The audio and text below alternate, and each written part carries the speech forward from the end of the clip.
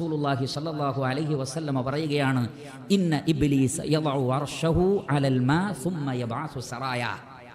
ഇബ്ലീസ്, മനുഷ്യന്റെ കടുത്ത ശത്രു, വെള്ളത്തിന്റെ മേലെ അവന്റെ സീറ്റ് ഉറപ്പിക്കുകയും അവന്റെ സൈന്യങ്ങളെ മനുഷ്യർക്കിടയിലേക്ക് പറഞ്ഞയക്കുകയും ചെയ്യുന്നു. അദ്നാഹും മിൻഹു മൻസിലതൻ അഅ്ളമുഹും ഫിത്ന.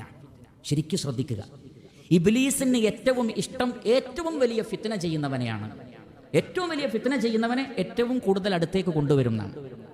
എന്നിട്ട് ആ ഹദീസിൽ കാണാം, ഒരു ശൈത്താൻ വന്നിട്ട് പറയും, ഫഅൽതു കദാ വകദാ, ഞാൻ എങ്ങനെയൊക്കെ ചെയ്തു. അപ്പോൾ ഇബ്ലീസ് പറയും, മാ സനഅത ശൈഅ, നീ ഒന്നും ചെയ്തിട്ടില്ല, അതൊന്നും ഒരു വിഷയമേ അല്ല എന്ന് പറയും ഇബ്ലീസ്.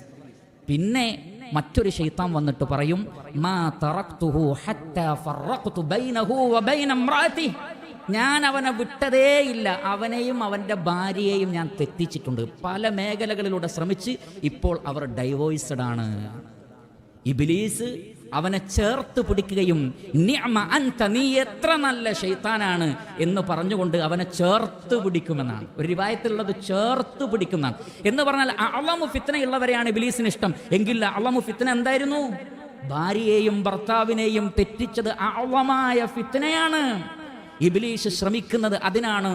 സാഹിര്യങ്ങളോട് പോലും പ്രവർത്തനങ്ങളിൽ ഏറ്റവും പ്രധാനപ്പെട്ടത് വയതഅല്ലമൂന മിൻഹുമാ മാ യുഫർരിഖൂന ബിഹി ബൈനൽ മർഇ വസൗജിഹി, ഭാര്യയെയും ഭർത്താവിനെയും തെറ്റിക്കുന്ന തന്ത്രങ്ങളാണ് സാഹിറുകളായ ആളുകൾ ചെയ്യുന്നത്. സാഹിറുകളെ സമീപിക്കുന്ന ആളുകളും ഏറ്റവും കൂടുതൽ ആവശ്യപ്പെടുന്നത് കുടുംബങ്ങളെ തമ്മിൽ തെറ്റിക്കാനാണ് എന്നാണ് ഈ ആയത്തുകളൊക്കെ നമുക്ക് മനസ്സിലാക്കി തരുന്നത്.